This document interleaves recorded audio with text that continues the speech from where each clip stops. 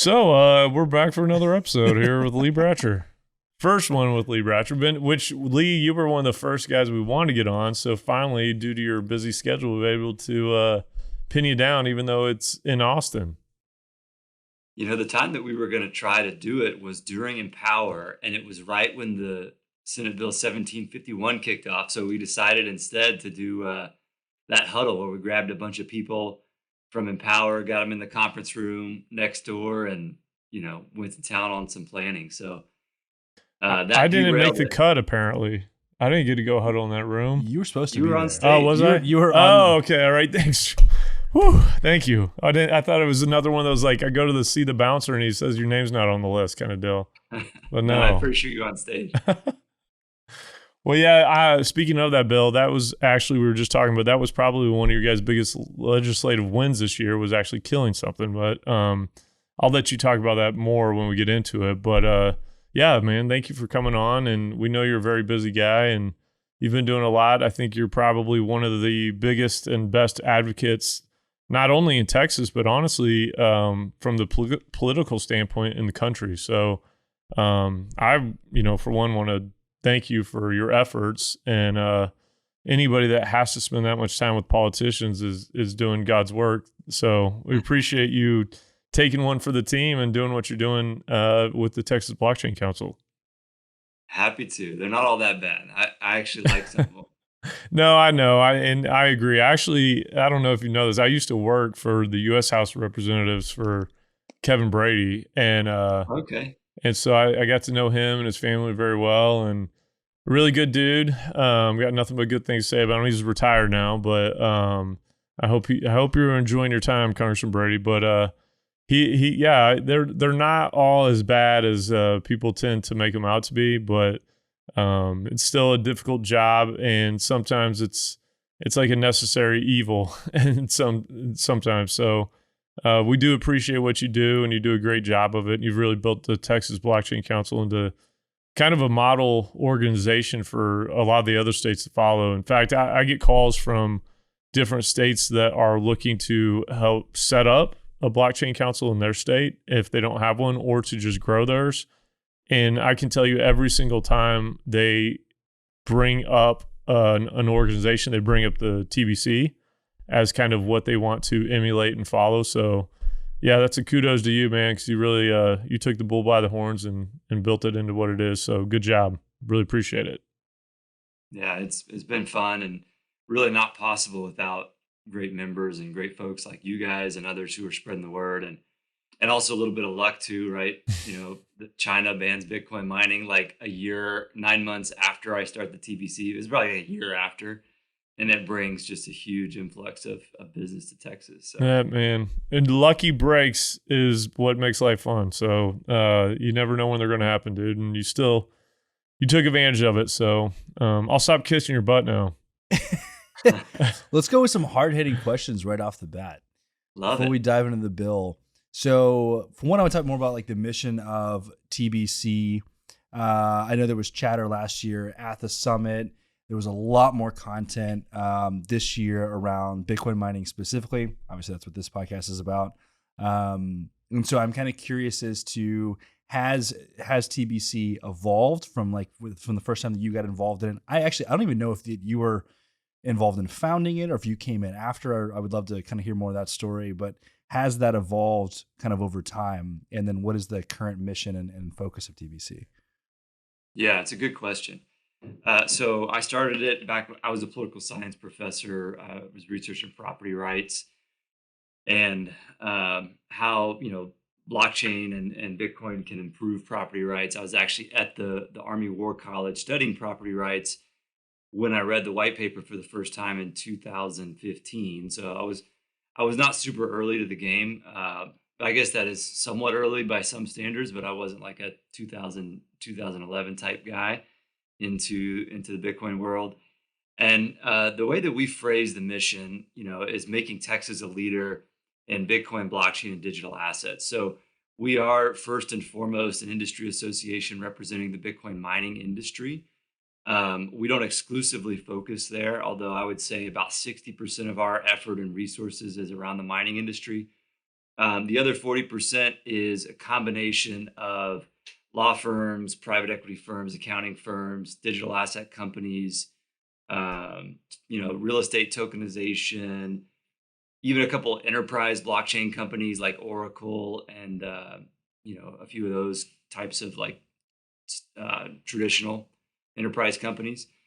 So we have a decently broad mandate. We steer pretty clear of the things that get way far out on the edge. We don't do anything like metaverse related or anything that like that we don't have a great degree of confidence in.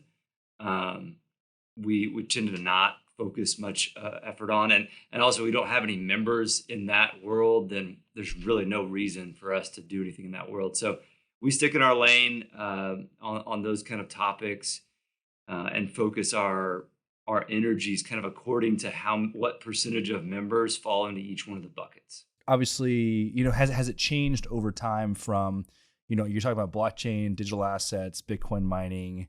TBC Summit this year seemed like very heavily focused on Bitcoin mining. I loved it.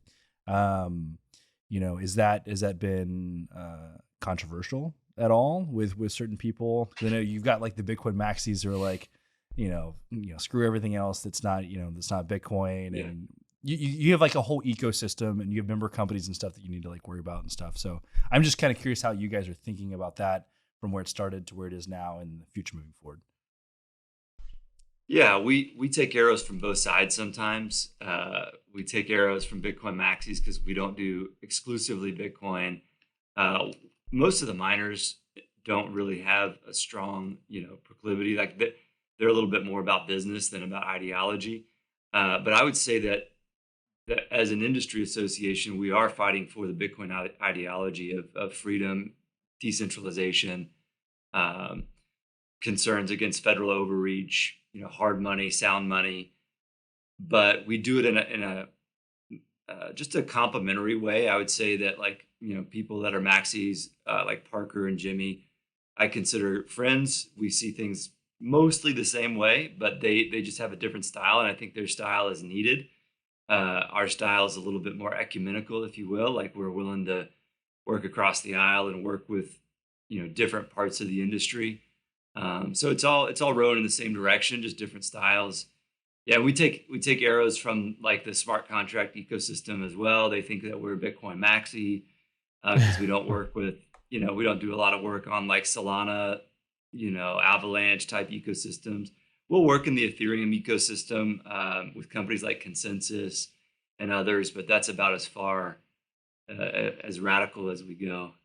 Yeah, we need all voices, man. I think that's part of the problem that you probably actually deal with a lot of this with the political, being in the political world. We need a diverse set of voices on everything and opinions for things to actually become as good as they can be. If you get too ideological on either side and those are the only voices, then you get kind of the political world we're living in now. So I think it's good. Parker's great. Jimmy's great, you're great, and we need everybody in between too. So, I don't have a problem. I'm a true libertarian, so I'm like, hey man, let people be who they are, and that's okay. And that means there's gonna be good things that come out of some of these other areas, and there's gonna be good things that come from the maxi world too. So, I'm all that's for right. it. But yeah, so Lee, I know we're on kind of a long legislative break now, as far as the session being, out, and we're not going to see one now for a while. But what do you guys do kind of in between session? What is it like? What is the TBC doing on a day-to-day basis? Yeah, that's a good question. We are, in a sense, we're kind of refilling the coffers from a political standpoint, right? Political capital as well as actual capital. So we're working on building a PAC that can make contributions to elected officials and put on dinners and increase influence. During the session, we're so focused on building. We're so focused on the policy side of it and the advocacy side of it, and the education piece that we really deplete kind of the entity as a whole. So we're recovering from that front, kind of taking a breath and building the association back up from an influence perspective, so that next time the session comes around, the 89th session comes around, January of 2025, we'll be ready to rock and roll and pass some bills and get some bad bills killed to make sure that Texas, remains the Bitcoin mining capital of the world. Which some new data out. I don't know if y'all saw the tweets from, I can't remember the guy's name, but he did a nonce analysis of aggregate hash rate, global hash rate, and using those numbers and what we know about the Texas hash rate, as far as megawatts is concerned, actually, it was a gigawatt analysis that he did. I think his numbers were 16 gigawatts. Y'all can correct me if I'm wrong if y'all saw the numbers. So global, and Texas has 2.2 gigawatts. So really it depends. Wait, 2.2 out of 16 globally? Mm-hmm. 16 gigawatts globally. There's a couple different numbers though. Like I've seen 3 numbers, right? There's Cambridge. There's this new guy who I can't remember his name. He's on Twitter. I'll probably look him up in a minute. And then there's a third. And so you see the Texas share of Bitcoin mining range from, anywhere from 15 to 19% globally, depending on which aggregate number you use, with 2.2 gigawatts here in Texas. That is amazing. And what do you what was it prior to the Chinese exodus? We don't really have a lot of hard data on that. Yeah, I mean, those are early still. Our estimates was that, back in 2021, we had about 600 megawatts total in Texas. That's wild. Probably at that time, the Riot site was probably hashing at about 150 megawatts. Wow. Yeah, that's crazy. Obviously, it's much, much bigger now. But yeah. So at the organization, I know Steve Kennard is actually running for office now. Is he planning on staying on the TBC, or is that going to not be? Is he going to be able to do that?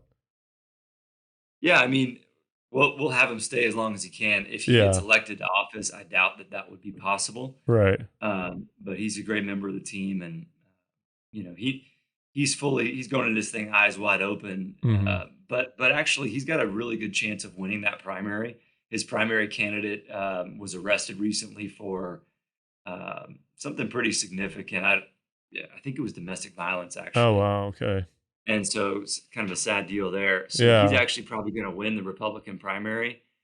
And so you never know what's going to happen in the general. It really, a lot depends in Texas on, if Donald Trump is a Republican nominee, then a lot of down ballot candidates in Texas, especially in the suburbs, are going to struggle. Mm-hmm.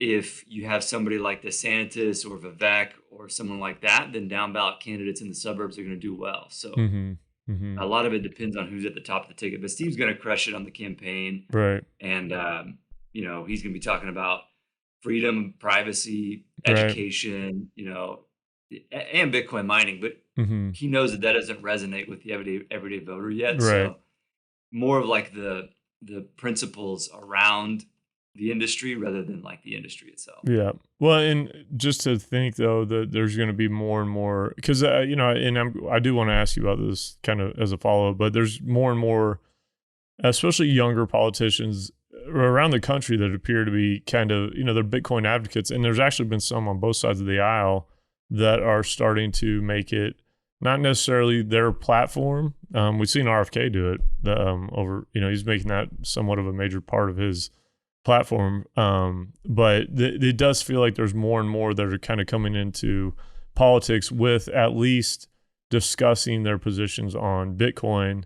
I haven't heard as much about Bitcoin mining necessarily from a political standpoint as far as making it part of their platform, but Bitcoin in general, I've been hearing more and more politicians, again, especially younger ones, discussing it and kind of their thoughts on it, and whether it be kind of the aspect of anti-big banks or whatever it may be, they seem to be making it somewhat of an issue for them. Have you guys kept a pulse on that? And like in Texas, do you have any idea of how many are kind of really making Bitcoin part of their kind of political position?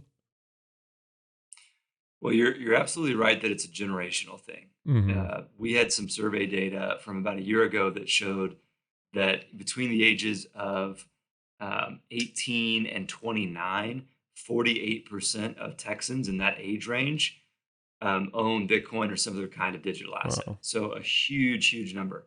Now that when you go 65 and up, it's 6%.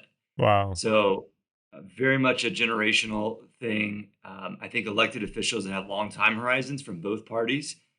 Like I listened to a podcast from Richie Torres he represents part of New York, I think part of Long Island. Amazing guy, like amazing public speaker, incredible knowledge about Bitcoin. He's a Democrat on the Financial Services Committee. He voted with Patrick McHenry to advance the market structure bill, the stablecoin bill. Knowledgeable guy, and he sees the writing on the wall. It's going to be hard for somebody like Maxine Waters or even Sherrod Brown on the Senate side, or even some of our older Republican senators are really struggling with it. You know, some of the biggest opponents that we have here in Texas are actually rural Republican senators. And I think that's just an education gap, you know, sort of a misunderstanding. Like we align with them on a lot of things. That's why we didn't go too hard in the paint on attacking them, because we thought maybe eventually they can be allies, but in the short term, they don't understand the industry and they're really coming after us. They really are misinformed. They think it's they think that, you know, China is using this industry to, as sort of a, you know, as a campaign to disrupt the grid, disrupt the grid or do some things like that. So a lot of misinformation and a misunderstanding, but it really does fall on, you know, 65 and older really struggle with it, and people under that age really get it. What about like Texas specifically? Have you seen any Democrats come kind of over to the pro Bitcoin side, whether it be from, you know, from the energy infrastructure aspect? Because I do think there's tremendous benefit. We talk about it on the show all the time, the energy aspect of Bitcoin mining, but Bitcoin in general. Have you seen those on the left in Texas, which the Texas left is very different than the Elizabeth Warrens of the world. So I know that, you know, a Texas Democrat is probably the equivalent of a moderate Republican in Pennsylvania, but you know, that's people need to understand that too. I think that the party's not the same everywhere. And so, but have you seen some in Texas on, you know, the Texas Democrats that are proponents, or are they playing kind of the hardline left position on it? No, we see a lot of support from Democrats in Texas, and you're right. They're pretty centrist Democrats when you compare them to Northeast Democrats. You've got people like Salman Bohani up in the DFW area, Representative Busey down in the Central Texas area, Oscar Longoria, Penny Morales Shaw in y'all's area in Houston. So there's probably two or three others that I'm forgetting. That I'm not even mentioning the senators. You got Senator Johnson from the DFW area, who's a Democrat, who's very, you know, he's an attorney and probably in his 40s, so he's really read up on this kind of stuff. So we're seeing support from both sides of the aisle, absolutely. Yeah, that's good. That's good to know. Let's dive into the bills that you guys have had to get involved in that have kind of posed some threats. There was the one that you mentioned when we first before we got on the call. I think there was another big one this year, but just kind of walk us through kind of recent history, what's popped up, what are the implications for those, and kind of where they stand. Yeah, the first, obviously the one that the audience has probably heard about is Senate Bill 1751. That would have limited Bitcoin miners' ability to participate in ancillary services, and also stripped away some tax benefits that accrue to the data center industry, and basically prohibited Bitcoin miners from participating in those abatements that Amazon and Facebook and some of these big, you know, conglomerates are able to get. So with that bill, what really happened is there was an industry group. In fact, we were told this by a staffer in Senator Kolkhorst's office. There was an industry group that came to them and said, hey, Bitcoin miners are taking up too large of a share of ancillary services. and we don't think that's right. So a couple months later, we get this bill. But really what that says is, that comment says, hey, we were an industry that used to extract a lot of value from ERCOT and therefore the ratepayer around ancillary services. And now that Bitcoin miners are here and they're bidding the price lower and ERCOT is having to pay less for these demand response services like LR and CLR, which those aren't household names, load response and controllable load resource. Now that Bitcoin miners are here, those prices are being bid down, and they don't want to have to compete, and so their share of that pie was getting smaller.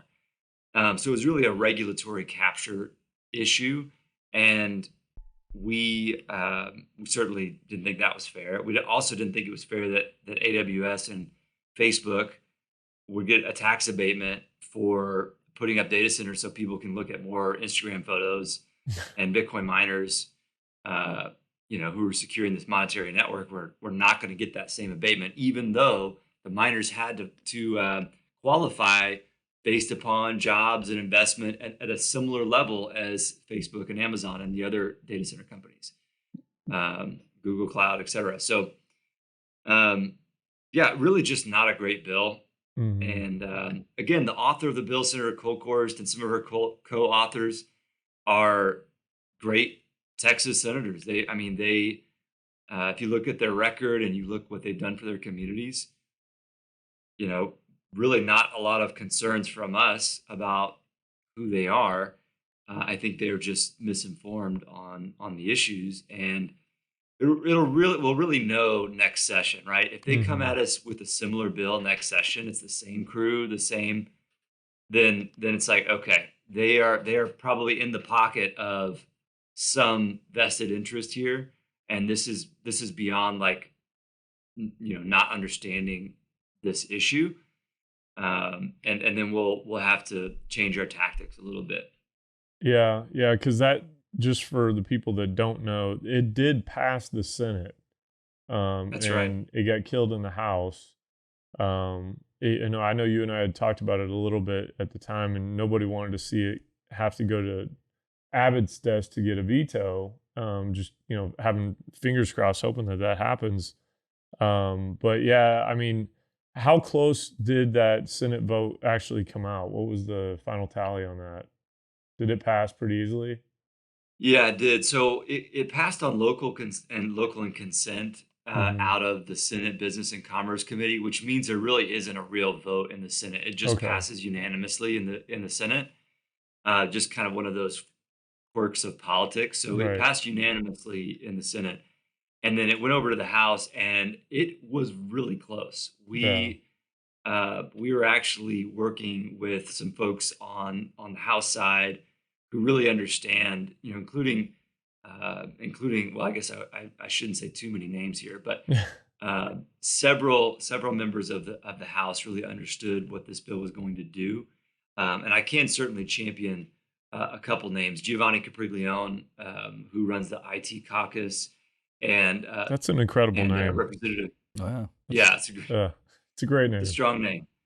And Cody Harris from the Palestine Tyler area was a great champion for us, and they really understood what this bill was trying to do, and they realized it was a bad bill, and there's probably other things at work that we weren't aware of, but a lot of folks in the House were not interested in seeing this bill advance. And I think that, though, really, and this reason I was asking was I want to highlight how important it is for people to not take for granted what we have here.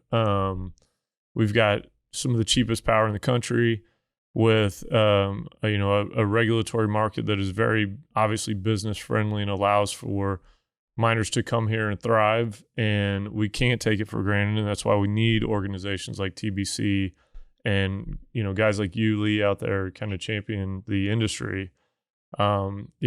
There can be, and I'm guilty of it myself, kind of just turning a blind eye to politics, because over the last several years a lot of people have got turned off by it. But it goes back to just basically what I was saying earlier. It's something that you have to pay attention to, because you can get complacent and you turn around and wake up one day and you've lost your ability to, take advantage of the same type of market conditions that other industries are available to or available to other industries. And it's just something that, you don't want to take it for granted. And you got to make sure that you're supporting groups like you or groups like TBC and people like you that are out there, champion our industry. So, it's a necessary evil. Politics is, and you guys, again, I guess I'm going back to kissing your butt.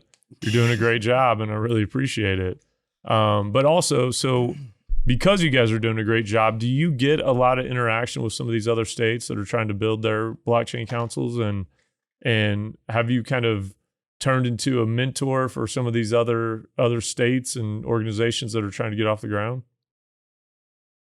Yeah, I'll speak to that. But before I do, let me speak to something you just said. I think one thing that we really need groups like Digital Wildcatters and y'all's connection to the oil and gas industry, the energy industry, for is that industry is incredibly influential in Austin, right? Probably one of the most influential industries in the state of Texas and at the Capitol. So y'all's connection and your audience, your listeners' connection to the oil and gas industry, we have to further tie Bitcoin mining to that industry and even renewables, right? And just generation, oil and gas, all this stuff. We got to tie it all together because that industry doesn't get jacked with. They are job creators. They are, driving the economy forward, and we will eventually be of maybe not a similar scale, but at least talked of in the same sentences. But right now we're a minnow compared to the oil and gas industry. So we need to further integrate with that world. So for that reason, what the work that you guys are doing on merging those two groups is quite important. Well, I agree, and we talk about that all the time. They're like sister industries or father-son industries. And it's a hand-in-hand relationship that I wish would develop more because they are so similar, and they do the energy kind of infrastructure aspect of Bitcoin mining is enormous, and it has the potential to do so many different things for energy grids and for oil and gas companies. And yeah, instead of them kind of ignoring each other, really need to solidify the marriage between them a lot. So I completely agree. I mean, we literally do talk about that all the time. Yeah, I know 100%. It's like you said, the business models are so similar. Yeah, it's just like a match made in heaven. Yeah. Like two little peas in a pod, They go together like peas and carrots. But yeah, you're right. So, and we recognize that too. And we think that it's just something that we want to focus on. And we're going to continue to try to, I don't know, make it a happy and fruitful marriage. Yeah, let's hope so. But yeah, so tell me about how much are you working with some of the other states on kind of trying to help them model their organization after you guys? Yeah, I've co-founded a coalition, sort of a loose federation of state associations several years ago with someone named Ari Yu. She is the director of the Washington State Coalition, the Cascadia Blockchain Association. So we've co-founded an organization called the U.S. Blockchain Coalition, and together we sort of bring in other state associations. They got to do all their own work, right? They've got to build it up, but we share best practices, and from time to time, I'll jump on like a call with somebody and say, hey, this is how we did it. Let me know how we can help. Here's some tips on, from a funding perspective, from a policy lobbying perspective, how to leverage your resources to make sure you can be as influential for your members as possible. So yeah, definitely had calls with folks in Oklahoma, Pennsylvania. Love Andrew in Ohio. He's crushing it. Mm-hmm. I think Ohio is the only legitimate competitor to Texas. I was going to ask you about them because I agree. They're growing so fast, and yeah, they're doing a good job. Yeah, I really like him too. He's got he's got it down. Yeah. And I think they could become one of the largest industry associations as well. Florida's got a good association. Sam out there let's see, Pennsylvania with Dominic is really strong. There's actually 40 associations in Is there? of the 50 states. Wow. Does Missouri have about- one? Missouri, my home state. Do they have one yet? Missouri is one of the fledgling ones. Oh, I'd okay, say we're about gonna work 7 or on that. 8. You might have to have. I'm working on play that. some part in that. Yeah. Yeah, you should go. Yeah, definitely make some calls. I'll put you in touch with the fledgling group. All there. But right. There's about 7 or 8 like strong industry associations where this is like somebody's full-time gig. Mm-hmm. The other 30 plus are, side hustles for people. And if it's somebody's side hustle, then It's not It's getting really- the attention it needs. You know what they need? Is Exactly. They need one out of Springfield, so you can do the meetups at Bass Pro Shop. Dude, I totally agree. How awesome would that? Have you been to the Bass Pro in Springfield? I have not. Oh been my to Bass gosh, Pro it's Shop. incredible. It's the original. It's like the size of a mall. Oh, Oh, it's dang, bigger awesome. now. Oh, it's bigger? It's enormous. Yeah, it's huge, man. It's like an amusement park. They have waterfalls, like 50-foot waterfalls inside. It's incredible. Oh, wow. Yeah. It's like a tourist attraction. Oh yeah, dude. That's what we need to merge together: the Bitcoin world and Bass Pro Shop. They go together like peas and carrots. Yeah. No doubt. I completely agree. Well, so what are your plans? Are you planning on staying kind of full time at TBC going forward, or what kind of growth do you guys like? What You run for governor, right? Where That's we going? where's your political future at, man? We need a Bitcoin pro like president. Go Lee Bratcher. So it's not possible really for me to run for office, which is good because my wife would kill me, and I've got 3 young kids.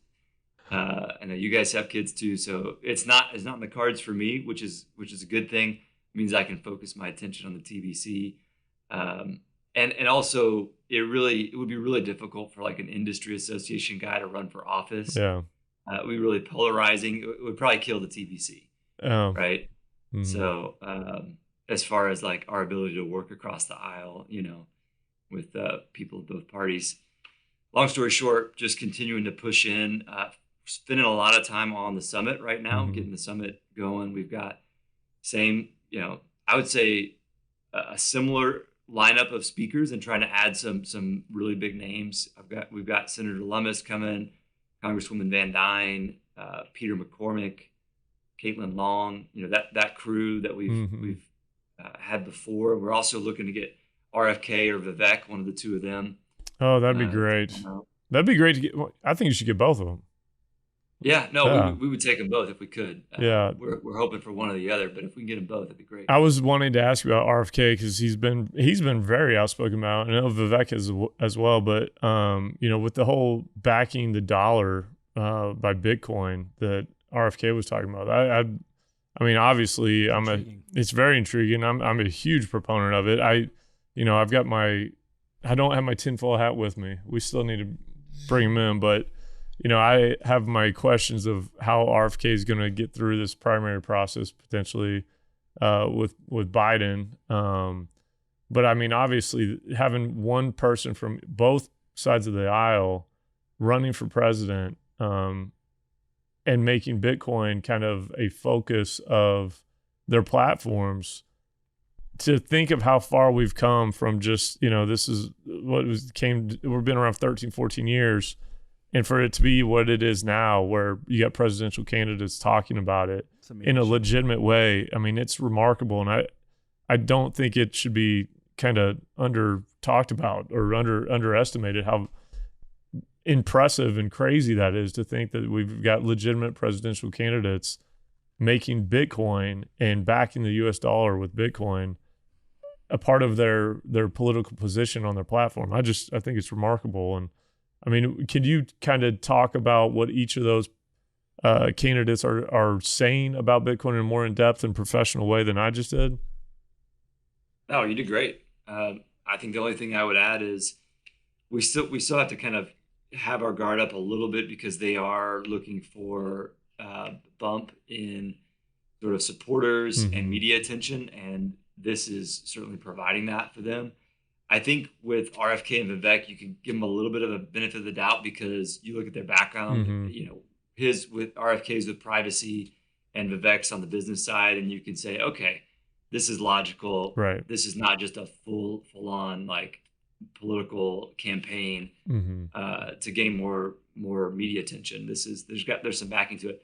but we got to look at it with sort of a realist lens, which is even if RFK gets elected president, there's no way he is going to institute that policy, right? Right. It'll never be almost impossible to get through, probably. Yeah. Yeah. And I think, one day, 20 years from now, maybe there's like a basket of assets, gold, Bitcoin, other, other hard assets that can back some portion of the dollar. Right. It's going to be impossible to back the dollar fully with Bitcoin. Oh yeah, no, I agree. Lee, honestly, that's what I like about you, man. You keep the real. You don't get the fanatic stuff going. You're very realistic about this stuff, and I've said this too on the show, as well as it doesn't have. There's a lot of talk all the time about Bitcoin like destroying the dollar and all that. The reality is that happening is very, very improbable, and there would be a lot of really bad things going on if that was actually the case, probably. I think realistically, there's a world where things coexist, and you bring in it as an aspect of this. And I'm just excited that there's actually even a discussion at the presidential candidate level about Bitcoin. And oh yeah, it's exciting. I think it'll grow every year. Yeah, I do too. And it's like, man, and maybe in 10 years those won't be idle promises. Like, right. It is right. It is possible in the medium term. Yep.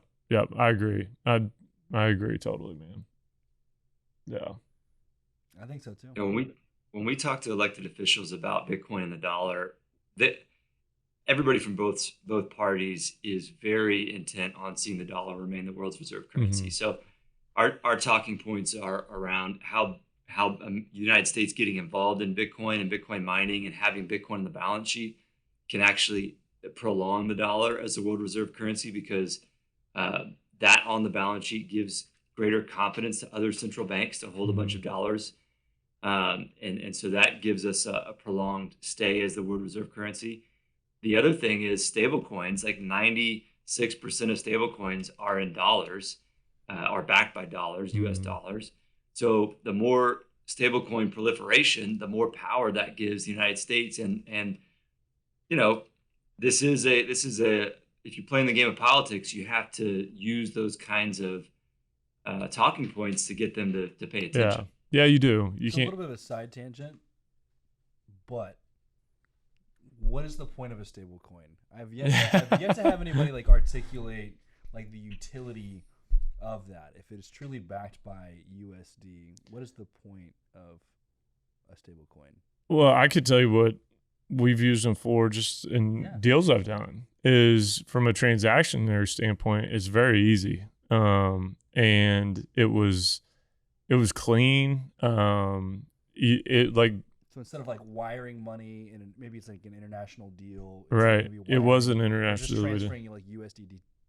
Right. It was super easy. It was super clean, and it really was like, from a standpoint of like when you're wiring money and you're using that to transfer funds, there's a lot longer large amounts of money, right? Larger hold time, right? And so from that side, from that angle, it was like, wow, this is and I'm not gonna lie, it was terrifying at first sending large sums of money that way. I'm like, golly, I really don't want to be the person that screws up, this letter or this number and what's going to happen. But from that standpoint, it was like, okay, wow, this is a very simple transaction, and it's backed. So you're not like, if I was holding that all in Ethereum or something like that, and you get some type of flash crash, it's terrifying. But for that transaction we did, it was very, very clean and very easy. Lee, you probably get a much more educated and better way of saying this, but that was my experience. I think the best way to explain it is the way that you did as a business practitioner, how it helps solve a business problem for you, right? Yeah. Stable coins allow you to move money and move value very cheaply and very fast. Oh, extremely cheap. I mean, I want to say the fees on one of these, and this was a very large transaction, like, 7 figures plus. It was like $50, I think, total for multiple transactions. Jeez. It's probably less than that. Maybe it's 38, something like that. So it was very, very business friendly. And that's the kind of stuff too that you touched on earlier, like the lack of education in the political world or from the politicians about what Bitcoin is, stable coins, all that that's everything right now to me anyway. That's the biggest issue, is just a lack of understanding of the utilization for it, what it even is, from Bitcoin mining standpoint, the energy infrastructure aspect of it and what it does and what it can allow and what it provides. Because I mean, you think from a politician wanting to get up there and tell a story, if you can go and talk about what Bitcoin mining has done for, impoverished areas or areas that don't have access to reliable grid power, it's an amazing story. And I don't know anything like it, honestly, from an energy infrastructure standpoint. It allows projects, renewable projects, which you think the people on the left would fully embrace. The Bitcoin mining creates a way to generate income for some of this renewable power generation that there's nothing else like it that you can monetize right away from a renewable project when you have transmission line issues and all that for bringing that renewable power to the grid. It's like, this is the way that you go and solve the chicken or egg issue.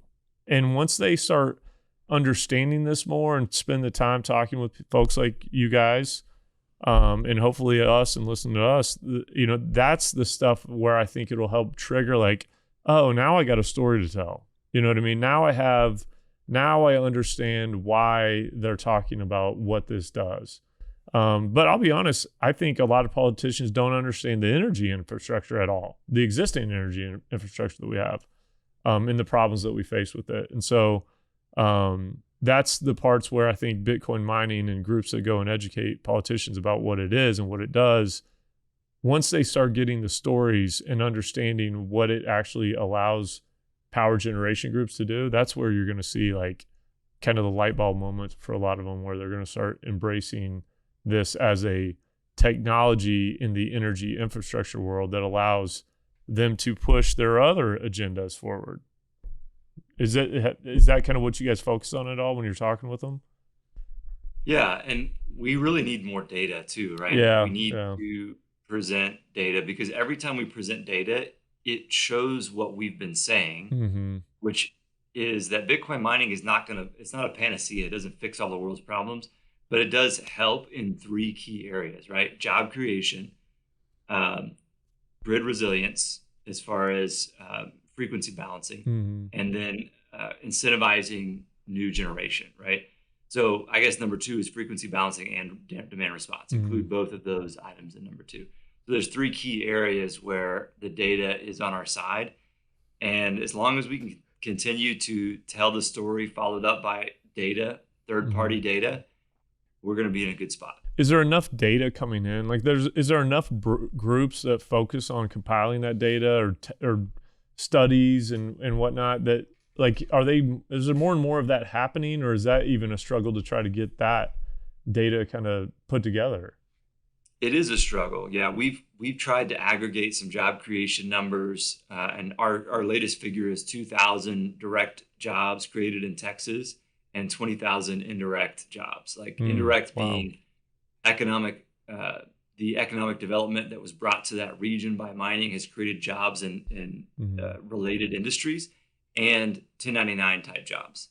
And so the 2,000 are like the W-2 type jobs. So, that's extrapolation though from 2 studies. We need to do a statewide study that costs $70,000, and that would give us very granular data on the economic impact.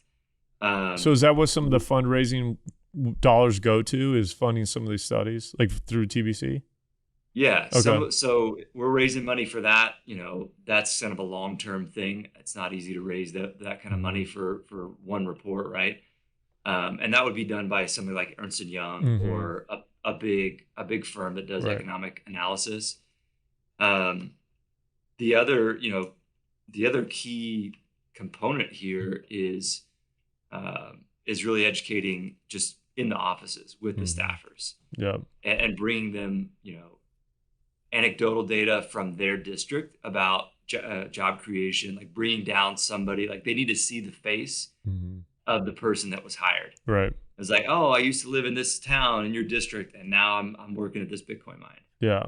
What about like a tax revenue basis? Have there been any studies about like what kind of tax revenue has the mining industry generated in Texas? So there's the same two studies that I referenced. It also covered tax revenue as far as aggregate economic impact. So if we were to do a full statewide study with a large firm, then they would cover tax impact as well. Do you have a number from the last one that was done? We weren't able to aggregate that or extrapolate it because it was easier to extrapolate the jobs numbers because we could just do some surveys with miners, look at how many megawatts are here and extrapolate it. There's the tax stuff is way more complex and convoluted because of different exemptions. But another thing on the data front is getting involved with the ERCOT Large Flexible Load Task Force, that Texas A&M Blockchain Energy Initiative led by Professor Shi out there at A&M. That's really helpful data too, because you're seeing how the load is responsive. Every time we have a winter event or a summer heat wave, I'm talking to ERCOT saying, hey, what are we looking at? How's it looking? How are we doing? And they can't give me like detailed data, but they can give me aggregated and anonymized information, right? That they're permitted to share. So if we were able to get that data internally, like exact to the number, that would be helpful. But again, we're able to extrapolate using some ERCOT data and our own data to come up with estimates that are fairly close, like within plus or minus 3 or 4 percentage points. Okay. Have things changed? And I'm sorry to bounce around with it. We get like serious questions, and I'm like, has it changed a lot from when you first got going to compared to now, as far as being able to get an audience with some of the decision makers? Has it gotten a lot easier, or was it really difficult at the start to kind of get taken seriously? Or, how has that kind of trajectory played out? Yeah, I think just like anything in business and politics, the more influence you have, the easier the doors are to open. So it's gotten easier as we've gone on. I think it helps so we've had a lobbyist that's worked with us for 4 years named Reed Clay. Yeah. He opened some doors really early on. He used to work for Governor Abbott. Okay. And so that was really helpful in the first year where nobody had heard of us. And, we had that event in I want to say it was 2021 or 2020. I can't remember, probably 2021 with, at the governor's mansion. It might even have been before that. And there's no way we could have gotten in there without Reed, right? So we had 40 of our big, executives from our biggest members come out to the governor's mansion, spend an hour with him at his, at the mansion, kind of a reception type of thing. No way that could have happened without him. So there's been some people that have really helped on that front. And now that our name is out there a little bit more, it's easier, but never easy, if that makes sense. Have you been working with the Dennis's group, the Satoshi Action Fund and Satoshi Action Education Fund much? Yeah, we have. We've worked with Dennis for a long time. He and I got to know each other on the conference circuit a couple years ago, and we would share Ubers from different, fundraisers or speaking things. And so I've known Dennis for a while, and we worked together on some stuff for sure. Yeah. They've been doing some good work with some of the state governments as well, kind of all over the place. And yeah, I've been happy with the progress they've been doing as well. I'm on their Satoshi Education Fund board, so I'm a homer, but yeah, he's a good dude. We haven't had him on the podcast yet. Yeah, I know. We need to get him on here too. And we'll put him on the hot seat. So yeah, you might have to do virtual for him too. I'm gonna make him come out here. He owes me. He's coming up here for NAPE, so we'll be doing something there. We'll be down for NAPE too. Yeah. We'll have you back. Maybe we'll have you guys on at the same time. In person, in the flesh. It'll be at the Bitcoin Mining Pavilion. We should do that. Yeah, that'll be fun. I'm speaking of that. My hair's gonna be really long by then. Yeah. I'm gonna just let it keep going, man. No haircut. You know how much money I've been saving? Oh my gosh. Well, I spend like $60 every 2 weeks. Yeah, not me, man. I've been saving all kinds of money. But yeah, Lee. Well, man, look, I don't want to sound too much like a fanboy of TBC and you, but I really do think you've done a remarkable job over the past few years of kind of making Texas the preeminent place to mine Bitcoin. And, that hash rate that's coming out of Texas and the megawatts that you referenced, or gigawatts that you referenced, like that has a lot to do with the efforts that you've shown and that you've put forth in making Texas a safe home for miners to come to. And, I know it's not an easy job, and you do deal with, people trying to get after you a little bit about, having to play the middle on the blockchain and Bitcoin world. But I think you've done a great job, and you've always had a wonderful attitude and a good presence. And I just really admire how hard you've worked at trying to do what you've done for Texas. So thank you. Appreciate it, guys. And it's not possible without members, right? Like Martin Legal, Digital Wildcatters. The way that you guys work with us is awesome, and it was an honor to be on the show. Yeah, man. Anytime. We'd love to have you back. And again, we are going to have you back at Nate. It's going to be fun. He committed. What is that, February? You know how you got to hold these politicians with feet to the fire. That we're taking it as a commitment. You did it. You said yes. Yeah, February. It's like the first week of February. Okay. NAPE's going to be good this year. I was actually talking with some of the organizers last week or 2 weeks ago when I was in Miami, and they got some big stuff planned for Bitcoin and miners. And they really are trying to pull it into NAPE more and make it more of a prominent part of it. So I think it's good. And shoot, I'll give you guys credit for that too, Lee. I think that what you guys have done has played a part of that. What you guys have been doing has been playing a huge part of that. So they even brought that up during the call. So I forgot to tell you that. Oh, I'd love to hear more about this. Yeah. It's good stuff. Good stuff. Lee, it's been great having you. We'll catch up with you soon. Guys, if you like the episode, take 2 seconds. Subscribe, share with all your friends. Go check out TBC. Lee, when's the summit, by the way? Go ahead and plug that really quickly. Summit is November 15th through 17th. So we are going to have a landman continuing ed class at the summit. Actually, 4 landman classes. So NAPE's helping us put that on. I think I'm speaking at that. I think I'm speaking at it. Oh, yeah. That's September. We're doing 2. One in September. Okay, We'll bring you back in November, too. All right. So November is in Fort Worth or Austin? Fort Worth Convention Center. Yep. Fort Worth Convention Center. That's right. Okay. Yeah, man, we're excited. Shout out to Mayor Matty Parker in Fort Worth for being the first city in the U.S. to mine Bitcoin. That's right. So in response to that, we decided we'd move the summit up there.